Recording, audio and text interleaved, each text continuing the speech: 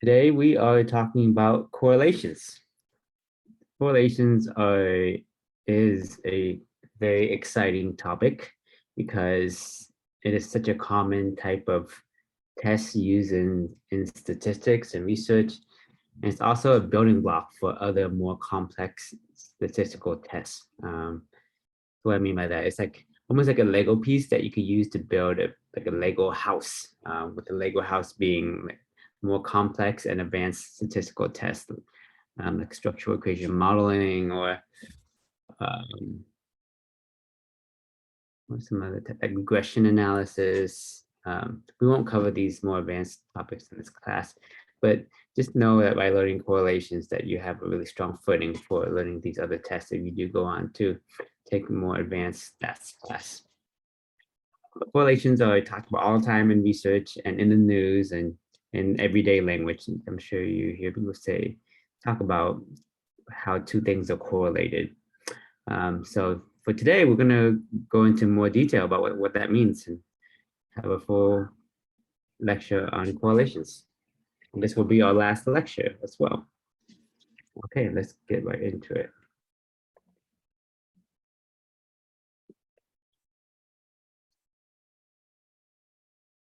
All right, so same framework. What are correlate? Why do we need correlations? What is it? What is it used? How do you compute it? Why do we need it? So correlations can establish a relationship between two variables. Um, so by relationship, I mean association, a link. Anytime you hear people, scientists or news media say, we found a link between, I don't know, the keto diet and weight loss. Usually what they mean by a link, or they might say we found an association between the keto diet and weight loss. Usually what the word link association, or sometimes they call it relationship, means is a correlation. So here's some examples. Maternal alcohol consumption is linked to more fetal birth defects, meaning pregnant women who drink are more likely to have babies with birth defects. Carrot consumption is associated with better eyesight. So people who eat more carrots tend to have better eyesight. Second point, correlations provide evidence for two things being related, which can be applied to policies and public health laws, I guess. So a lot of times people will cite the correlation or the established evidence between two things and use that to go on to make public policies. Usually when you're making policies or changing a law, you want to cite some type of evidence for why this change is needed, and a correlation could provide that evidence. For example, when public health researchers were studying smoking for a long time, they were just looking at how smoking was correlated with lung cancer, meaning people who smoke or who smoke more tend to have an increased risk of lung cancer. And this link, this correlation was shown over a series of many different studies, a lot of people. So it was pretty strongly documented that there's a link between smoking and lung cancer. Um, the only problem with that line of research is that correlation can't establish causation. Just because people who smoke more tend to have more lung cancer doesn't mean that smoking causes lung cancer. Because there could be a lot of reasons why we're seeing this association. Maybe one of the arguments by the cigarette industry was that maybe there's a gene there's a gene that causes people to smoke and causes them to have lung cancer, which sounds kind of strange, but that was their argument. Like you can't prove without a reasonable doubt that smoking actually causes lung cancer because there might be other factors involved, um, like this gene, for example. So it was that kind of argument that's the reason why it took so long to pass any public health policies around smoking. So that's one of the drawbacks of correlations is that you can't establish causation. You can provide evidence that two things tend to occur together. Like people who smoke tend to have tend to have lung cancer more often, but you can't show causation. You need an experimental study in order to show causation.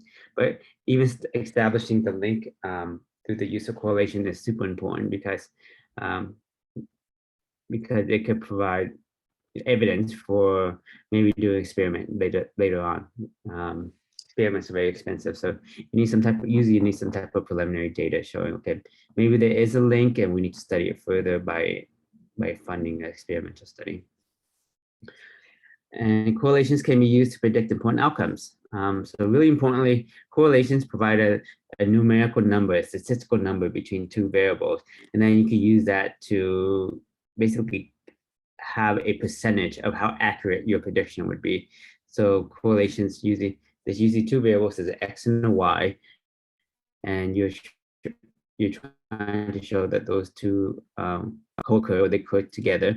And then you can use that number, that correlation number, to say how accurate you could predict one variable from the other. For example, I just made up this example. Let's say the correlation between calorie intake and weight is 0.44. Therefore, we can use calorie intake to predict weight gain with a 19% accuracy. So that's a really amazing thing about correlation, is that you could say how accurate you can make a prediction based on one variable to another. So what is a correlation specifically? When you hear correlation and when we talk about in stats, we're usually talking about the Pearson correlation. Although there are other correlations too, there's 3 or 4 others. And I'll talk about that a little bit later on in this lecture. But typically people are talking about Pearson correlation. And the Pearson correlation is a statistical technique that's used to measure and describe the linear relationship between two variables. So the key here is that you have two variables and you're trying to measure the relationship. And I'll explain what linear means. But another important point about correlation is that both the X and Y variable needs to be continuous. That means that they have to be either on the interval or the ratio scale. So that means that they can't be categorical, or they can't have, it has to be a numeric number. It can't be like male or female or trans. It can't be like, race ethnicity, because those aren't numerical values. It has to be a numerical value that's continuous. So usually it's either the ratio or interval scale. And for correlation, when you're using correlation, you're basically just observing what's happening in the environment. So you're not making any changes, or you're not manipulating anything. You're not changing anything. You're just recording. You're taking a survey and recording people's behaviors without actively implementing any type of intervention. If you do manipulate something, then that falls to the category of an intervention study or experiment. But the correlation that isn't about conducting experiments. Okay, so here's an example. Is there a relationship between high school grades and family income? So you see here, there's an example of a question you could use a correlation to test. You have two variables here. High school grades is the first one, and family income is the second one. And then you're trying to correlate the two to see if there's a relationship. So you're not changing anything. You're not changing anyone's high school grades, or you're not changing anyone's family income. You're just observing them as they occur. This is a really important point, because a lot of times in research, you can't manipulate. You can't manipulate or change things as they do in an intervention or experimental study. A lot of things are amenable to change, or it's not ethical to change, or it's just too difficult to change. For example, you can't really change someone's family income to see how it's related to school grades. You can't, get participants and pay them additional $20,000 or $30,000 a year to change their family income level to see whether that has a corresponding result in changing the grades for the kids in the household. See, that's too expensive. No one can do that. So with a lot of these studies, when it comes to correlations, are helpful because you don't have to change anything. So an important point about correlation is that you usually want to see it on a graph. So we call this, and the graph we put it on is called a scatter plot. So it's basically imagine a graph. We have the x-axis and the y-axis. The x-axis, you put the x variable, the y-axis, you put the y variable, and then you just put all the points on this on the scatter plot. I'll show you this in a minute, what it looks like. But the scatter plot is actually, it's just a way to see big picture overview of what the general trend is in the data, whether it's increasing as x increase and y increases, or x decrease, y increases. So you see those kind of patterns. Otherwise, when you're looking at your data set, as you know, we're looking at the Google Sheet, you just have column with a long series of data points with all these participants. It's hard to see any trends by just looking at those numbers. That's why it's helpful to have a plot to look at. So there are three defining features of all correlations. One is the direction. Correlations could be either positive or negative. And if it's positive, that just means that as x increases, y increases.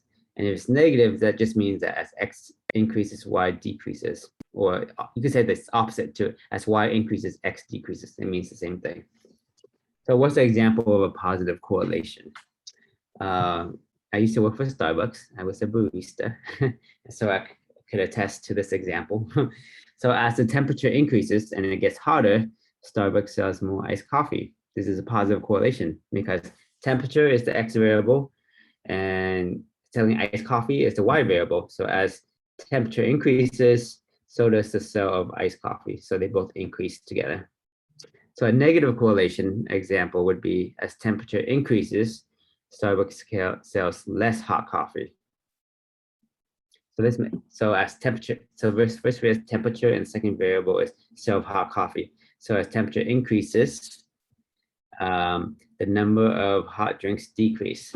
So this is negative because we're talking about an increase and a decrease. So that's the opposite, right? They both go in the opposite direction. Whereas a positive correlation is temperature increases, more iced coffee. They both go in the same direction. Or you could say as temperature decreases, it gets colder, you sell less iced coffee. Also, there's also a positive correlation because they both go in the same direction. It doesn't matter whether they're both going up or they're both going down. As long as they're both the same.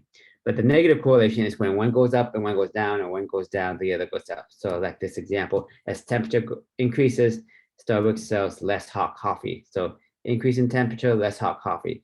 If it's the opposite direction like this between the two variables, then it's a negative correlation. All right, the second defining feature of a correlation is the form.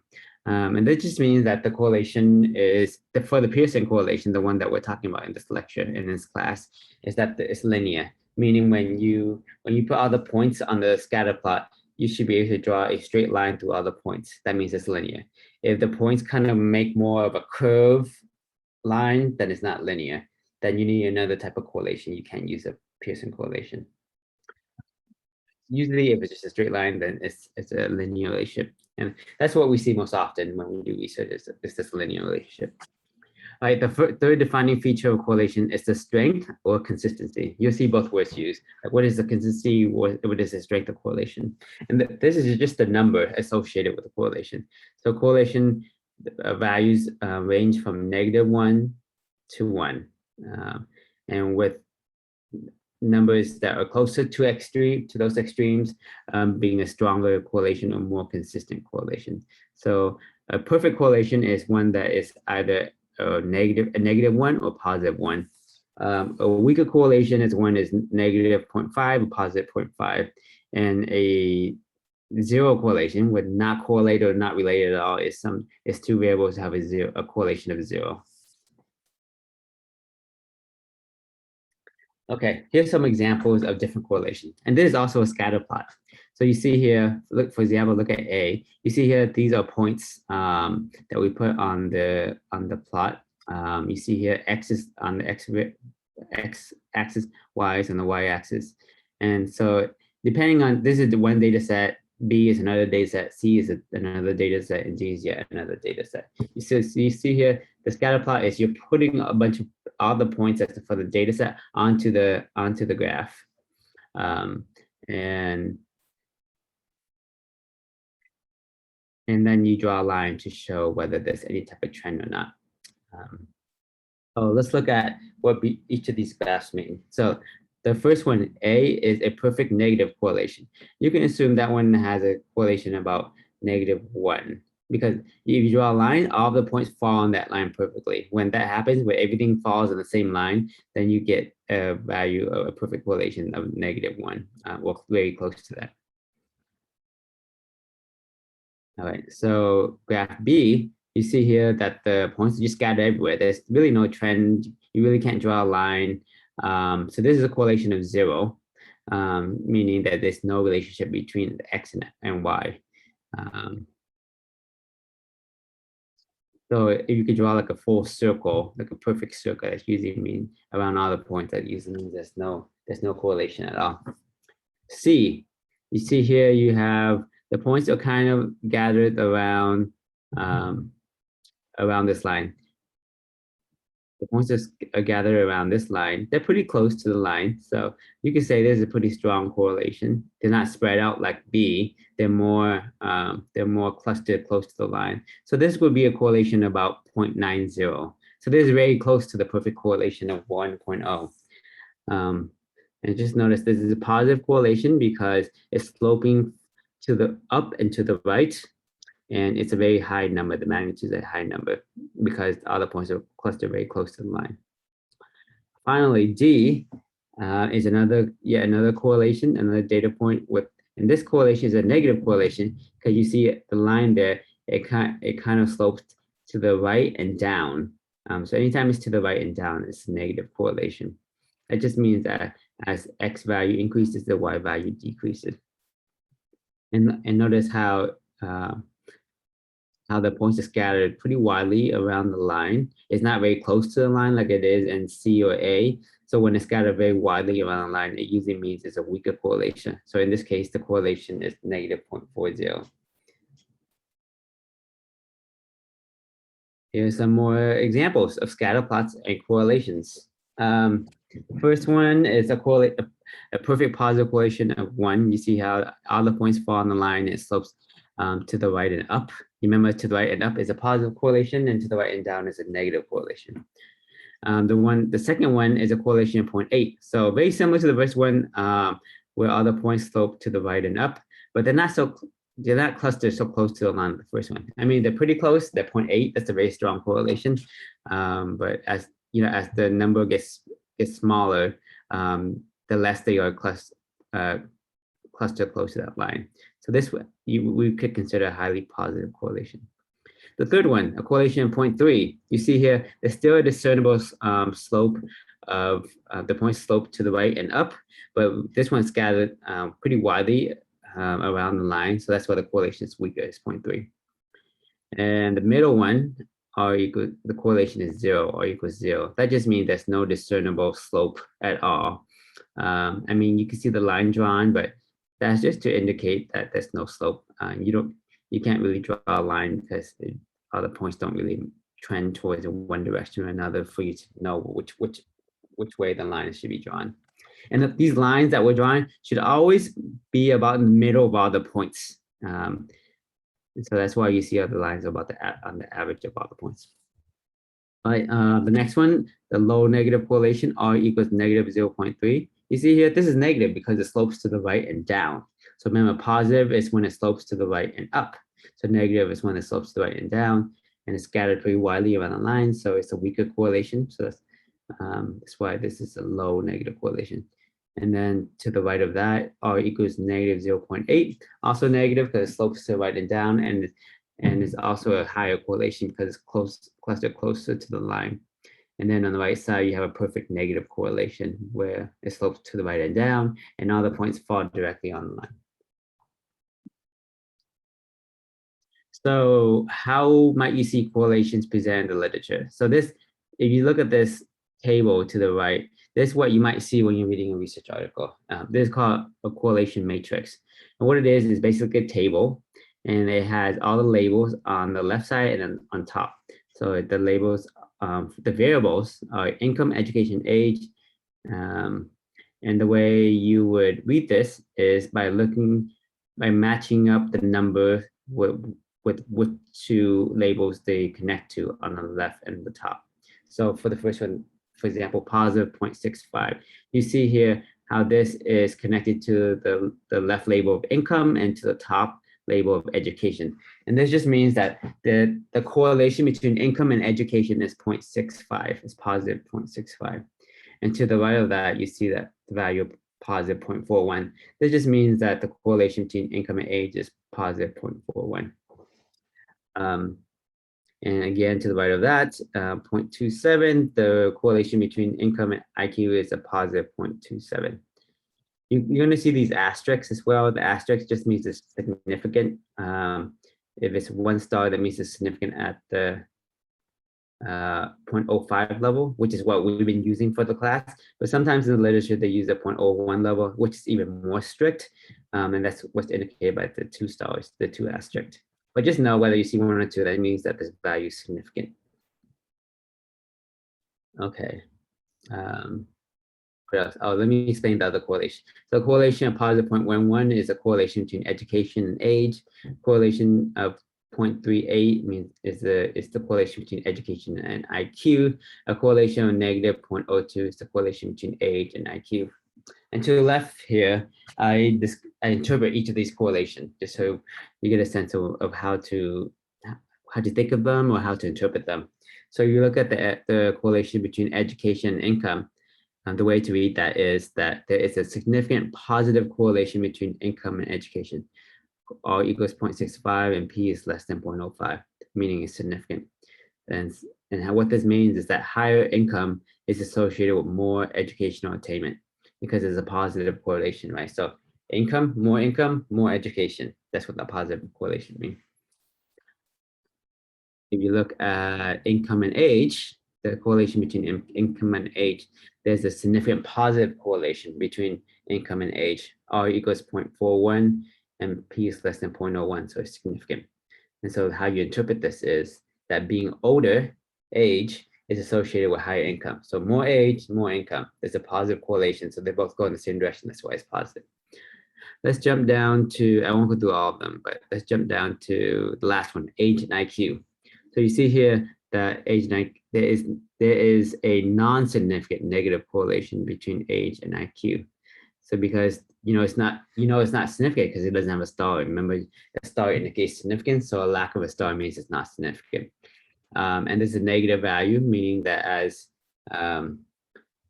age increases, IQ decreases. So they went opposite direction. But since it's not significant, we have to say that there's no significant association because you need to have that significance value of less than 0.05 in order to generalize this finding to the population. Okay.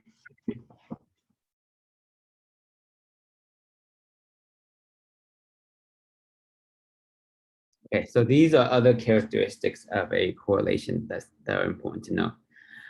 So correlation is always about 2 variables. It's not about 1 variable. It's not about 3 variables. The t-test, which we've been learning about the last 2-3 weeks, is about 1 variable. You're looking at the difference, 1 variable, you look at the difference between groups, or 1 variable, you look at the difference between 2 different time points. But correlation is also about 2 variables only. And it only establishes whether they have a relationship or association or a link. Those all mean the same thing. It doesn't establish causation, just like when we talked about earlier, you can't show that one thing causes the other through a correlation. And the reason for that is listed here. Let's go back to the previous example where let's say we did a study and found that higher income is correlated with better grades in the child. Higher family income is correlated with better grades in the child.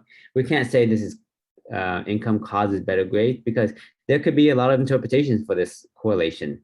One, maybe having higher income causes better grades in the child for some reason.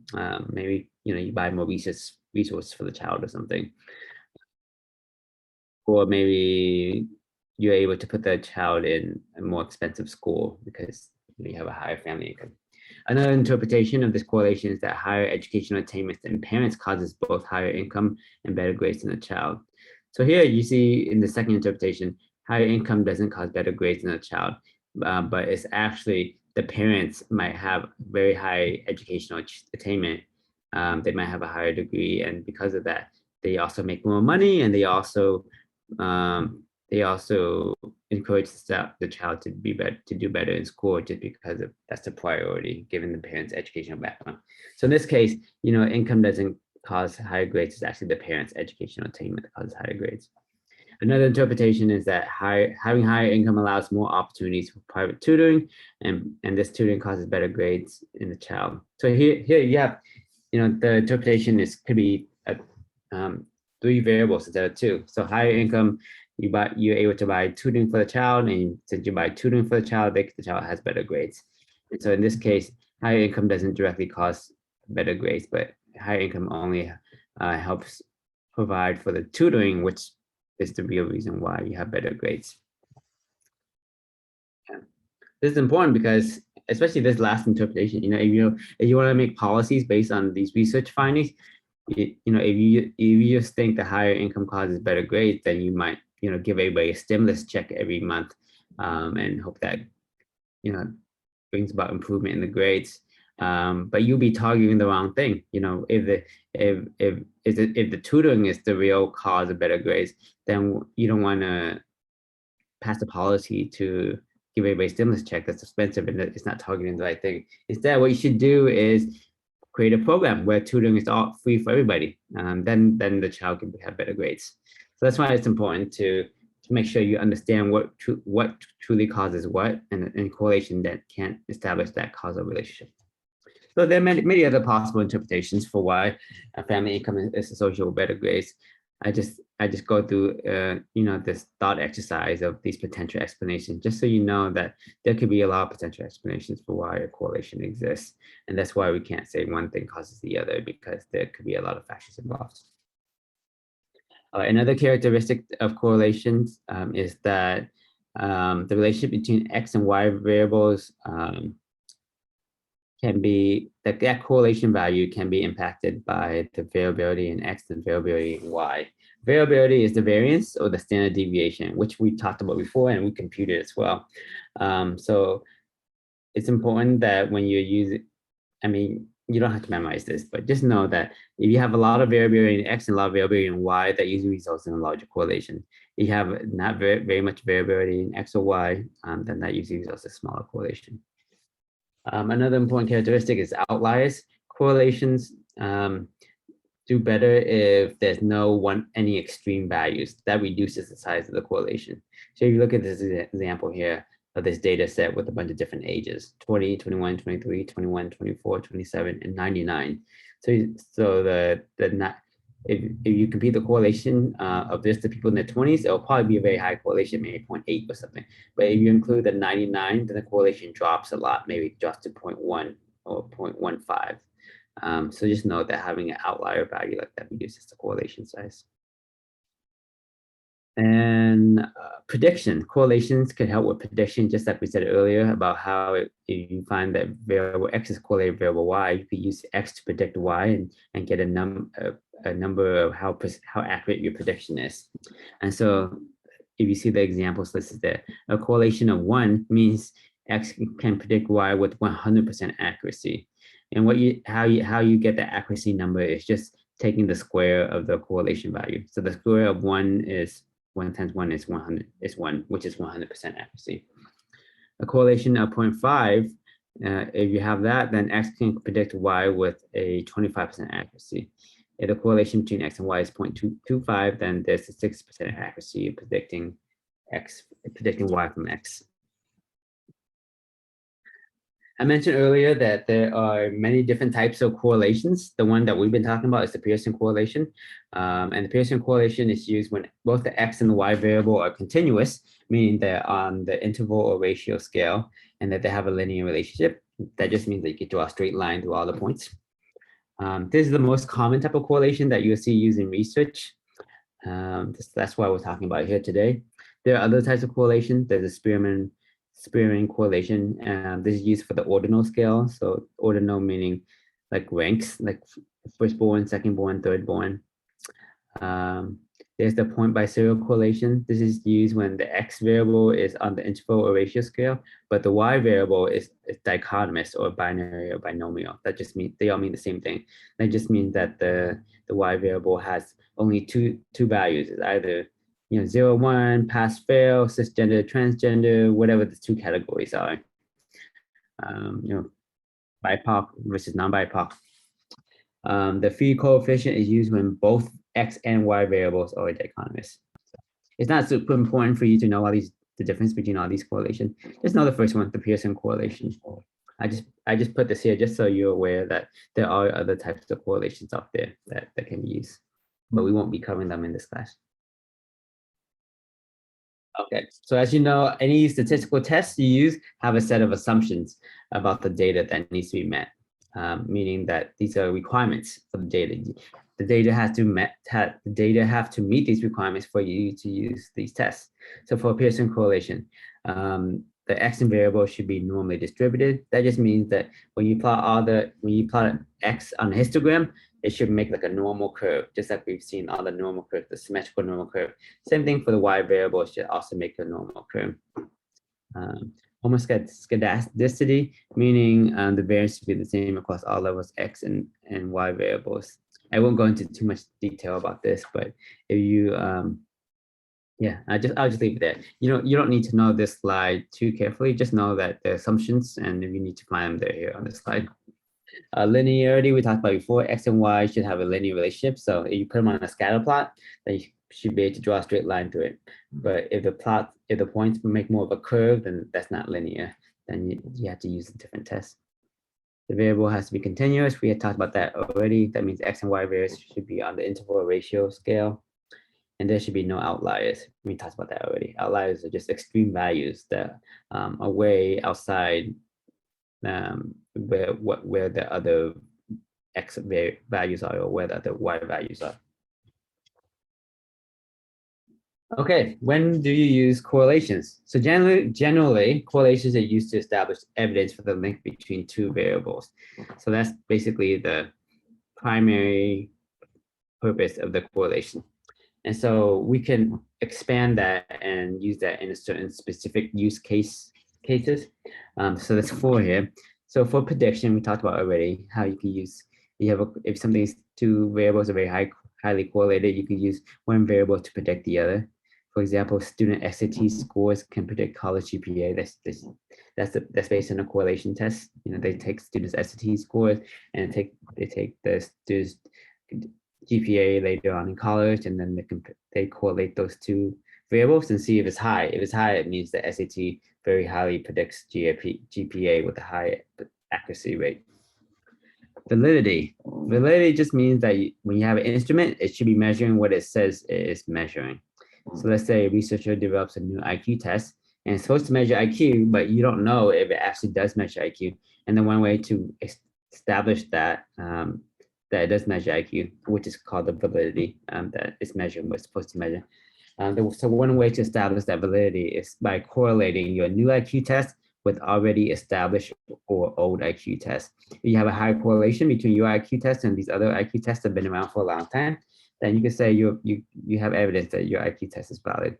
The high correlation means there's a lot of similarities between your test and the other test. Reliability just means that whatever instrument or measurement you're using should be give you consistently the same results. So a unreliable instrument would be like a scale. You have a scale and you step on it and it says you're, 170 pounds, 170 pounds. And then you get off and you step on it, a minute later it says 175, and step off, you get on it later, it's 165.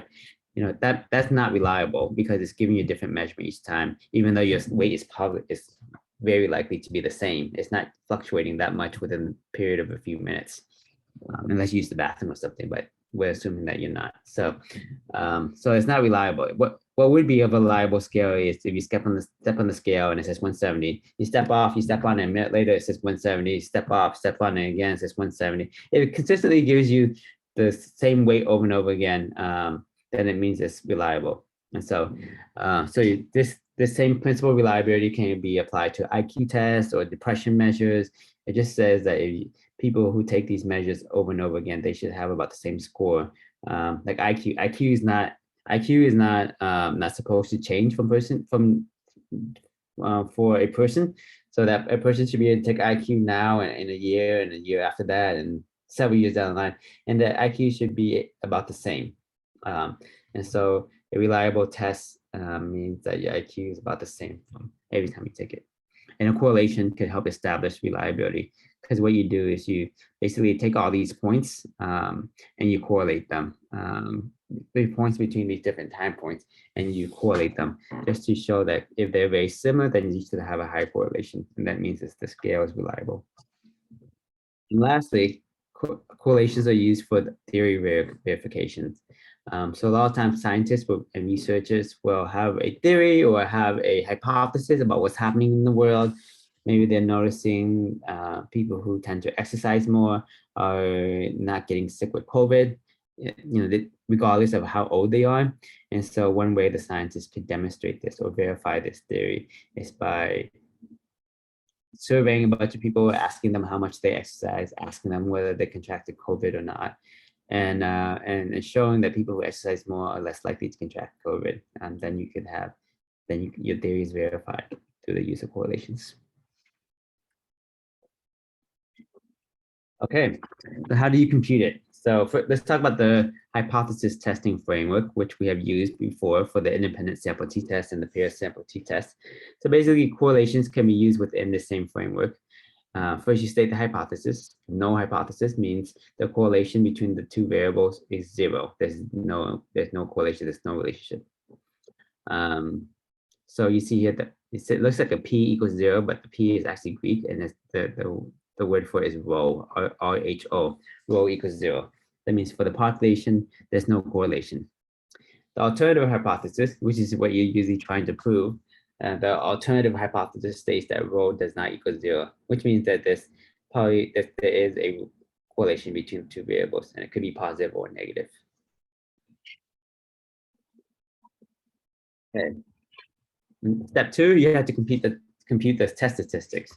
It says pair sample t-test here, but it should say correlation actually. Let me change that. There you go. And you use software and equations to figure this out. And there's instructions on the next slide on how to do that. Step 3, after you compute the test statistics, you should get a p-value, and then you decide from there whether your results are significant. If the p-value is less than 0.05, then a significant correlation between the two variables. If it's greater than 0.05, then there's no significant correlation between the two variables. All right, and finally, after you find that significance value, you write up the results. And when it comes to writing up correlation in the APA format, you need 4 things. One is the correlation value. The second thing is the degrees of freedom. Third thing is the p-value. And the fourth thing is the effect size, which is the R squared or the variance measured, the variance explained,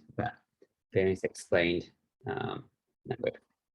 Here's an example of a correlation write-up that you might find in an APA formatted journal. Daily exercise was significantly and negatively correlated with daily sleep duration. DF equals 998. So DF is degrees of freedom. That's 998 degrees of freedom. R equals negative 0.29. That means the correlation is negative 0.29. P is less than 0.01. Actually, we've been using 0.05, so I'm going to change that to 0.05. I'm going to put a leading 0 on this too, because that's what we've been doing in class. P is less than 0.05, so you know it's significant. R squared is 0.08. Increased daily anxiety was significantly associated with decreased daily sleep duration. This effect was small in size. So we know the effect is small in size because of the effect size. R squared is 0.08. 0.08 is considered small. Based on the guidelines that I provided you all every week. Okay. Next slide. All right. So how do you compute the correlation? That's the exciting part. Okay. So there are things that you don't need to do, and there's things that you do need to do. Actually, for a correlation, there's actually not a software that computes every. I was looking around, but you based the Google functions and the Excel Miner toolkit that we downloaded as a Google extension doesn't really do much. It'll give you the correlation value, but everything else we basically need to compute ourselves. So there's a little bit more work when it comes to doing the correlation tests. All right. All right. So the correlation, basically just to compute the correlation, you have to use this formula, and then you have to compute the significance value. You have to first get the degrees of freedom, and then get the t-value, and then finally get the p-value. So there's actually 3 steps here. And then to get the R squared or the explained variance effect size, you have to use this formula. And these are the guidelines that you use to see whether that's small, medium, large. If it's from 0.1 to 0.8, then it's a small effect. 0.09 to 0.24 is the medium effect, and 0.24 large is the large effect. This number is always positive, by the way, because to get the variance accounted for the R square value, you always have to multiply R by R, the correlation by itself. And anytime you multiply two numbers by itself, it's always positive. So even if the correlation value is a negative number, like negative 0.2, you multiply negative 0.2 by negative 0.2, you get positive 0.4. Okay, and this is how you would interpret it. If the correlation between house size and house price is 0.80, then the explained variance value is 0.80 times 0.80, which is 0.64. And this can be interpreted as house size explains 64% of the variance in house price. Or you could also say,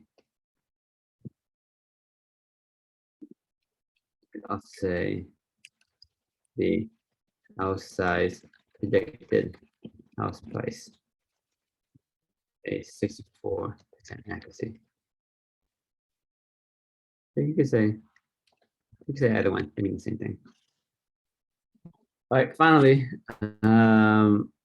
we need to know how to compute the scatter plot. And remember, the scatter plot is just a graph that has x, all the points on the graph, and it has the x value in the x-axis, the y value in the y-axis. These are instructions on how to do that. Okay, let's jump into the exercise. This is the background information for the exercise. Conduct a study to examine the relationship between daily coffee intake, anxiety levels, study session duration, sleep, and exercise in an sample of n equals 1,000 students. So this is the biggest data set so far. Use correlation analysis test. Okay, that wording is incorrect. Use correlation analysis to test whether there is a significant relationship or association or correlation, whatever wording you want to use, whether there's a significant relationship between daily anxiety level and daily sleep duration. So two variables, anxiety level and sleep duration. For this test, use the alpha level of 0.05 and then two-tailed t-test. Assume that the assumption for correlation analysis has been met. So the data includes a column for participant ID, a column for coffee intake, daily coffee intake, measured in cups, a column for sleep duration, measured in hours, a column for daily anxiety level, measured on a scale of 1 to 10. 1 means no anxiety at all, and 10 means extreme anxiety. And finally, a column for the number of hours studied each day. It should be hours, minutes, studying. Should be study duration. And the last one is the daily exercise duration, measured in minutes. Okay, let's look at the exercise sheet. See here, this is data, other columns for each of the variable. It has 1,000 participants, so there's a lot of people.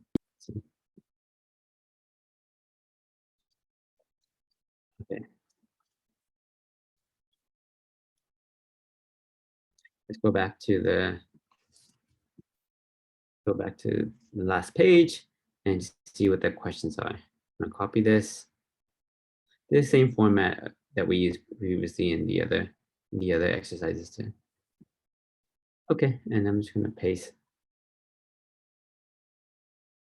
questions here. I'm gonna highlight all the questions and make it bold.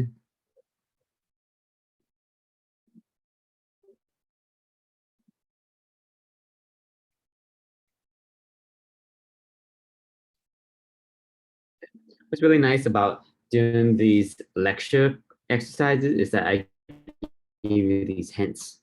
Like for example, this is a question about a scatter plot. I give you a hint on how to make a scatter plot. This is a question about getting the degrees of freedom. I give you a hint about how to compute the degrees of freedom. T-statistics, I put it right here in the question. This is a hint about how to compute the T-statistic. Here's the formula. The two-tailed p-value, here's a hint on how to get the p-value.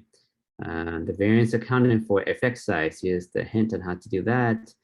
How large is that effect size? Here's a hint on what the guidelines are for small, medium, large. Is the p-value significant? Here's a hint on what's considered significant. P is less than 0.05 is significant, and p is greater than 0.05 is not significant. So don't say I never did anything for the class. The only thing is I won't provide you these hints on the in-class exercises or the homeworks or the exams. I only provide the hint here. So you just have to either remember how to do them or refer back to these hints, go refer back to these lecture slides. The reason why I don't provide it on the homework and the in-class exercises and exam is just that you don't really learn well at that. You know, if all the hints are there, you could just use the information right in front of your face. But if the information is not there, it makes you think about it and it makes you try to retrieve it from your memory about how did I compute the degrees of freedom or how to compute the t-value. And when you have to work hard like that, that helps store the information in your memory better. That helps with consolidating new information into your long-term memory. So that's why I don't provide the hints on the other thing, because it makes you work a little harder to figure out the answers to the problem, and that helps you with memorization. Okay, let's jump into these questions. All right, so the null hypothesis is rho, remember this P is a Greek letter, rho equals 0. So for the population, there is no correlation between what are the variables we're looking at again? Daily anxiety and daily sleep duration. Okay, no correlation between daily anxiety level and daily sleep duration. For the population, there is a correlation between daily anxiety level and daily sleep duration. Okay. Remember, P rho not equal to 0 means that there is a correlation. It could be positive or negative. The correlation between daily anxiety level and sleep duration is, I should put the hint here too. This is the formula for it. I'm going to go ahead and add this to the hints.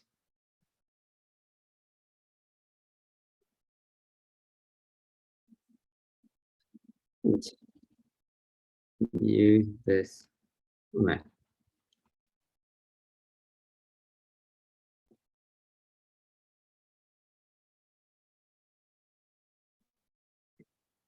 It's getting so small.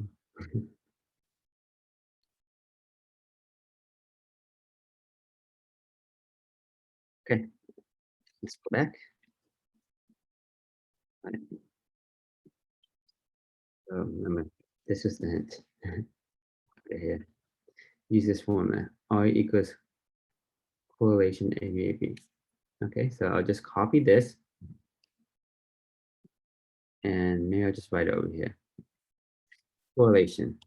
And just R for correlation between anxiety and sleep. See here, there's a lot of variables where we're only working with 2. Okay. This is the correlation between anxiety and sleep. So I'm going to double click and paste the formula. There you go. I have to delete this. So anxiety is this one. I just click on it and it highlights everything. It's okay that it highlights the top label. Google knows that it's not recognized as text, is not a number, so it won't compute it as a number. Or just ignore it. All right, and the second variable is sleep. So anxiety and sleep. So you see here, anxiety is the C column, comma, then you put the variable 2 and sleep is the D column. There you go, that's a correlation. We want to reduce the number of decimal points to 2 decimal points. That's what we're working with. Okay, so the value is, the answer here is negative 0.029.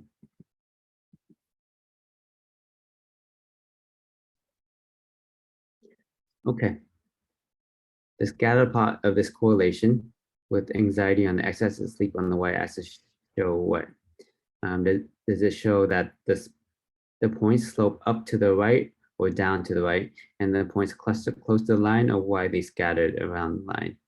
Okay, here we have to do a scatter plot. Remember, and here's a hint on how to do a scatter plot. Create scatter plot by highlighting both columns, go to insert then chart, and then select scatter. Okay, anxiety and sleep, insert, chart, select scatter. There you go. And I want to make this small. It doesn't need to be this big.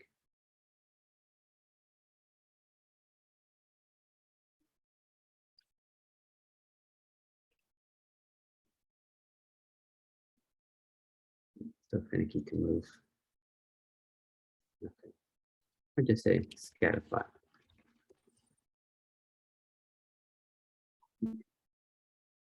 Okay, what is this question asking? Is it points?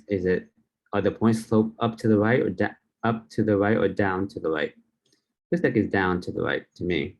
Are the points clustered close to the line or widely scattered around the line? So there should be a line in the middle here. You could eyeball it and just kind of get a sense that there's probably a line in the middle. But you want to draw the line. There are instructions for that. And you go back to the lecture slide.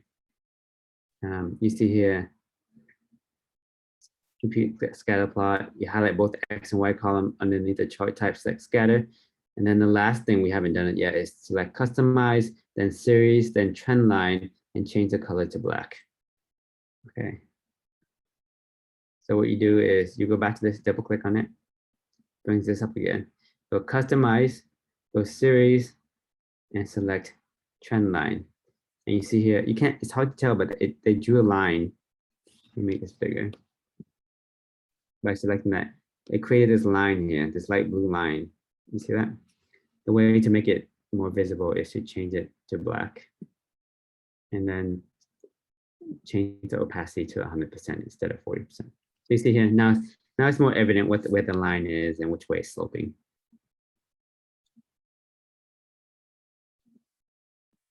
So you can answer this question.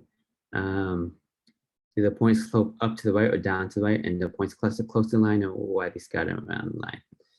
Okay, so you could say there are points slope down to the right,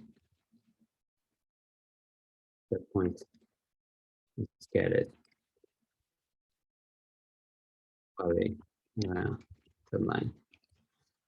Okay. So remember, this is a negative correlation, negative 0.29.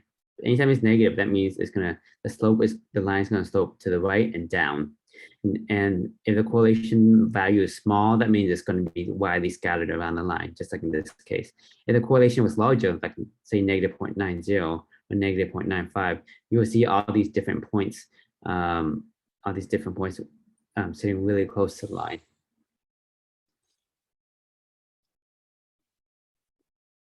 Okay, what's next?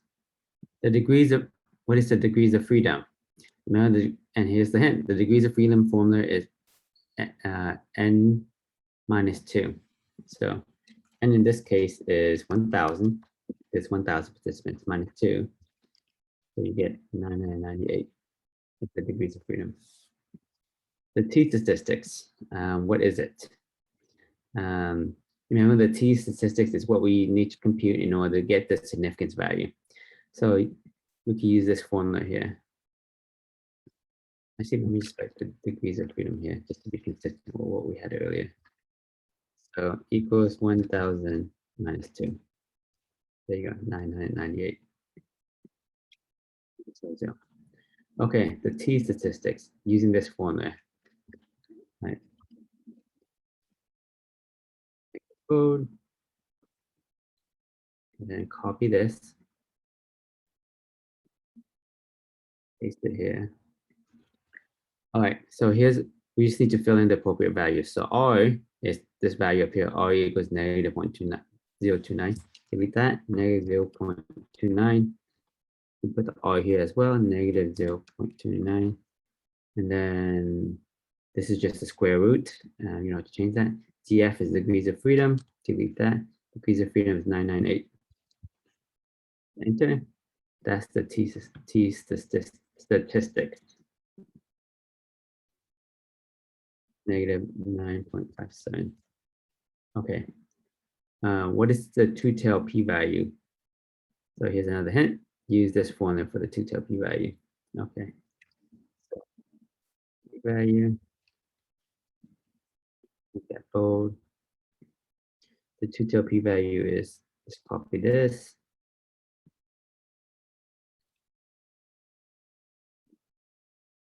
Okay. Here we have to plug in the t-value, which is negative 9.57. The degrees of freedom, which is 998. Oh, we have error. Function t dist parameter one value is negative. It should be positive or 0. Okay, so let's tell me this parameter 1, this is the first parameter, which is the t value. It can't be negative. It has to be 0 or positive. Okay, I think I mentioned this in here as well. So you see here t value. Oh, right here, p-value, t-distribution. Replace t-value with the t-statistics value and replace df with degrees of freedom. We did that. No, if the t-value is a negative number, change it to a positive number. Change negative 2.75 to positive 2.75. Okay, that's easy. Let's go back. So instead of negative 9.57, just delete the negative. It becomes positive. And here you go. The p-value is 0, which, as you know, let me change this to 0.01. So that's the p-value. That's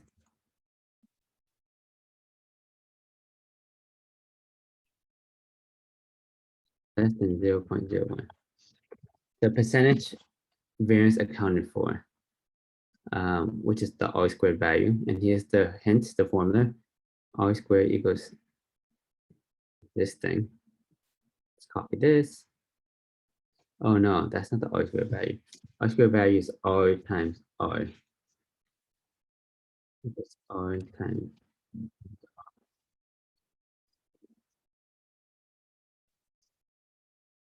So R squared. I might change this in here too.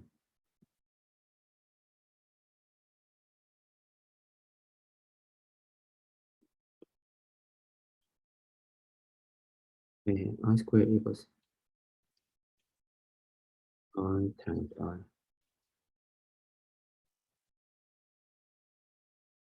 So R squared is R times R or R squared. So equals R is negative 0.29, negative 0.29 squared is 0.08. You can also do negative 0.29 times negative 0.29. You also get the same value. See? I wonder, I was gonna say, I wonder if the t value will be the same if we use that previous formula. Let's try it. Undo. Let me copy this t value. This formula here. Copy.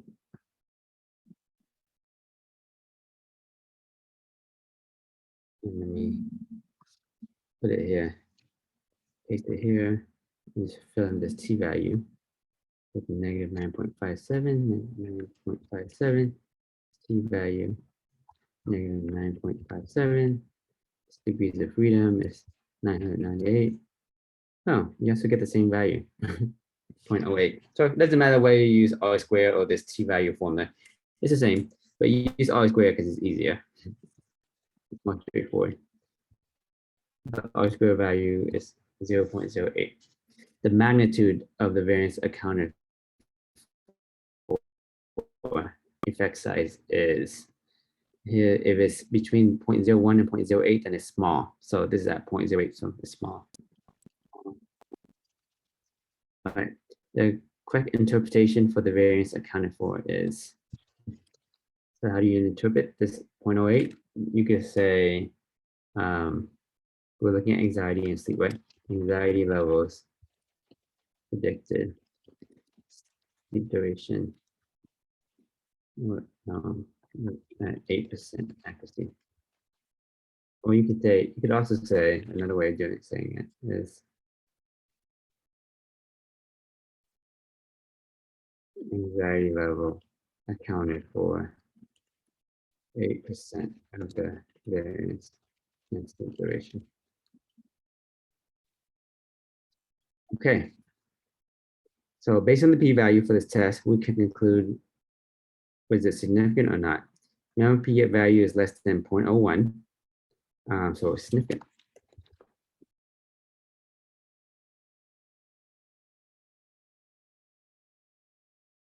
Okay, the correct interpretation of this correlation value is, we could say something like,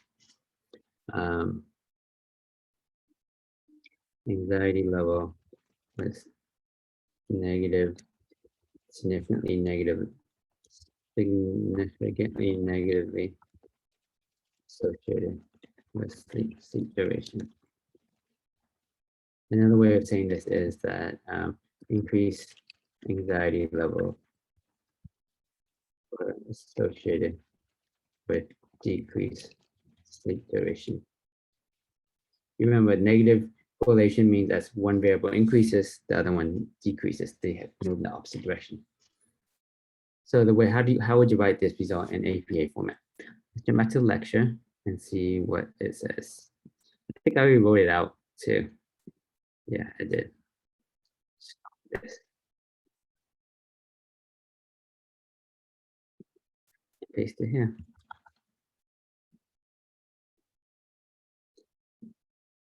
Here we go. Daily anxiety was significantly and negatively correlated with daily sleep duration. You have the degrees of freedom, which is 998. You have the R value, which is negative 0.29. You have the P value, which is P less than 0.05. You have the R square value, which was 0.08. Increased daily anxiety was significantly associated with decreased daily sleep duration. This effect was small in size. All right, that is the answer. Let's jump to the answer sheet just to confirm. Okay, the R value negative 0.29, degrees of freedom is 998, T value is negative 0.957, negative 9.57, P value is 0.00 or less than 0.01, R squared is 0.08. So the answers are the same, so it's basically correct. I will delete all this so you all could fill it in yourself. But it's still, the answer is still in the answer sheet for you to compare, but the exercise sheet is blank, so you can work on it yourself just to make sure that you got the same answer I did. All right, that's the last slide. This concludes this lecture. See you all in class.